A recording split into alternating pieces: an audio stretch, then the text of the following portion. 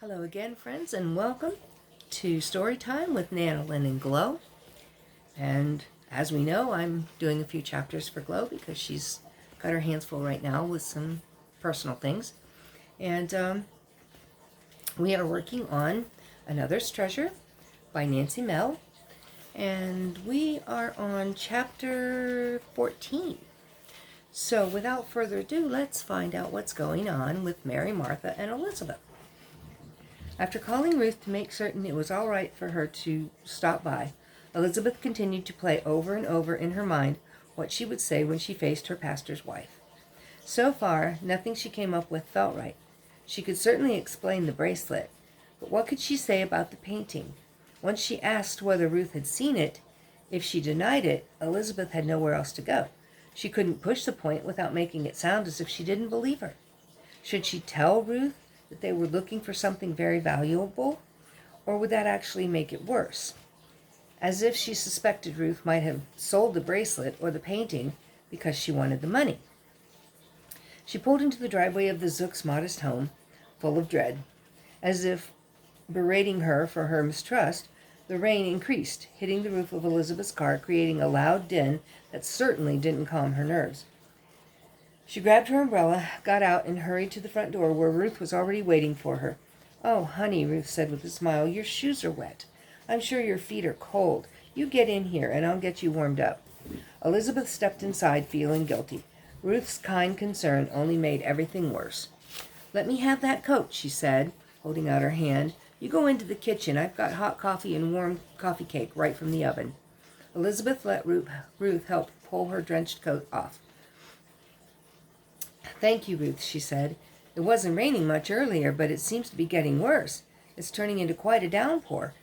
Realizing she was blathering because of her nerves, Elizabeth forced her mouth shut, determined to get through this situation without making a fool of herself. After Ruth hung Elizabeth's coat on the coat rack, she followed the older woman into the warm kitchen. Although the furniture and appliances weren't expensive, Ruth had created a warm, inviting kitchen with a lot of personal touches.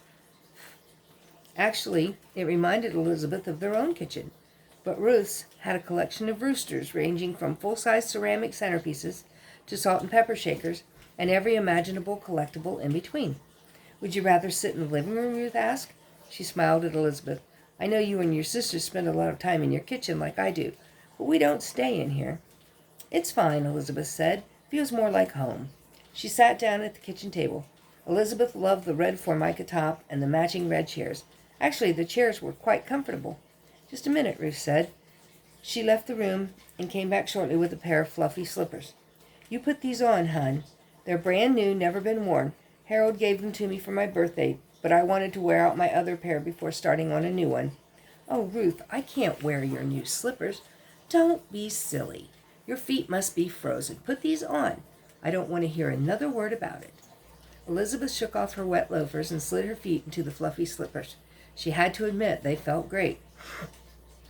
"Now isn't that better?" Ruth went to the counter, poured a cup of coffee, and brought it to Elizabeth. "And let me get you a piece of this good coffee cake."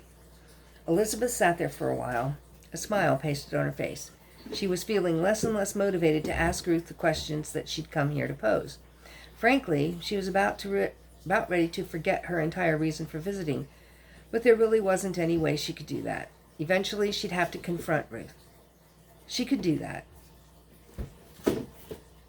She nervously cleared her throat. I heard you and Pastor Sook are finally going to retire." Ruth stopped cutting the cake and turned around, a wide smile on her face. "Yes, you heard right."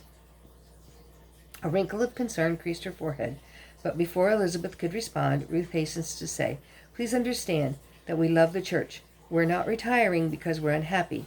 We're just ready for a rest. Our son in Florida bought us a small house. With our Social Security, we believe we can just make ends meet. We love the ocean, and we love our son and his family, and we couldn't ask for anything more." "That sounds wonderful, Ruth. I am so glad." And she really was, especially since she felt rather certain now that Ruth hadn't sold Anita's treasure. Relief washed through her. Ruth plopped a big piece of coffee cake onto a small plate, got a fork, and carried it over to the table. She handed it to Elizabeth and sat down across from her. Enough about us. You wanted to see me about something. Elizabeth nodded. Anita Smucker contacted us on Monday. She consigned us to quite a few items from her home, many of them belonging to her parents, and she asked us to sell them in the shop. Now she wants them all back. Elizabeth put a piece of coffee cake in her mouth. It was delicious. Cinnamon, pecans, and butter exploded on her tongue. "This is incredible," she said to Ruth. You are such an excellent baker." "Thank you," Ruth said. "I'm so glad you like it." Her smile slipped a little. "So she wants the bracelet back?" "I bought it for Susan's birthday." Susan was the Zook's daughter who lived in Wyoming. "Have you already mailed it?" Elizabeth asked. Ruth nodded. "It went out yesterday." Elizabeth sighed. "I understand.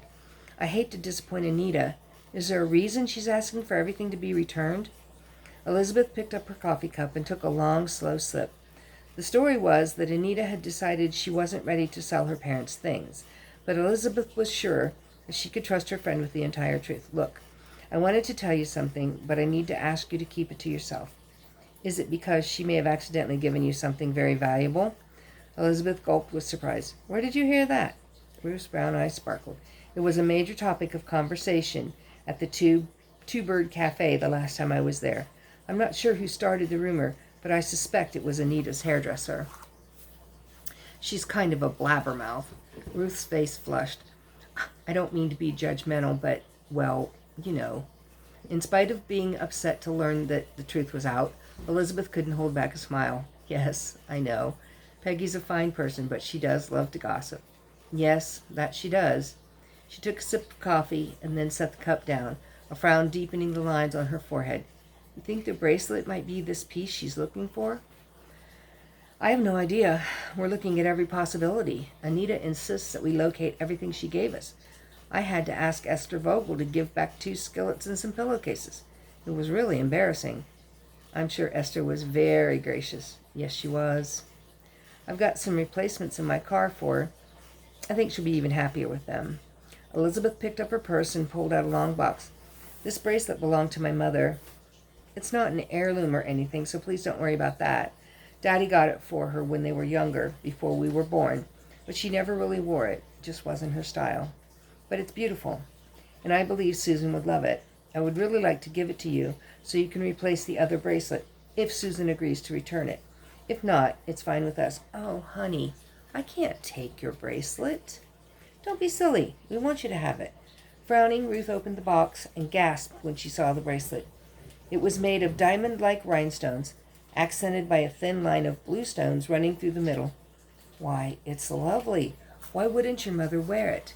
"Oh, she put it on a few times when she and my father went out somewhere, or when the church had what she called a dress-up party. You know my mom, jeans and a sweatshirt almost every day. A hard worker who didn't take much time to dress up. When she left the ultra-conservative ways of her parents' Mennonite tradition, the last thing she wanted to wear was a dress. Other than to church, that is." Ruth chuckled and self-consciously smoothed her dark blue skirt.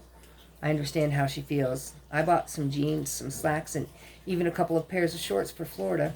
Not short shorts, of course, but they're still shorts." Elizabeth smiled at Ruth's thinking she had to qualify her choice of shorts. She was pretty sure that the 73-year-old woman wouldn't be hitting the beach in short shorts. That would definitely give the people in Bird in Hand something to gossip about. "You and Pastor Zook are going to have a great time in Florida. Maybe we'll come and visit you sometime." "Oh, honey, we'd love that." As Elizabeth got ready to take another bite of coffee cake, she remembered the painting. She put her fork down. "Ruth, do you recall seeing a painting among the items Anita gave us? It would have been in the inventory room at the back of the barn. We have no idea where it went, and we can't figure out what happened to it. Do you remember it?" "Why, yes, I do," she said. "I almost certainly do remember. It was a young girl with a cat in her lap, right?" "Yes, that's it." Elizabeth was shocked that Ruth recalled the painting. "It never made it to the shop. Do you have any idea why?" Ruth stared at her for a moment. Her eyebrows knit together and her eyes narrowed. "It was removed not long after Anita's belongings were first delivered. One afternoon while I was helping out and working alone." "Removed? Removed by whom?" "Why, I thought you knew. It was Anita." And that's the end of chapter 14.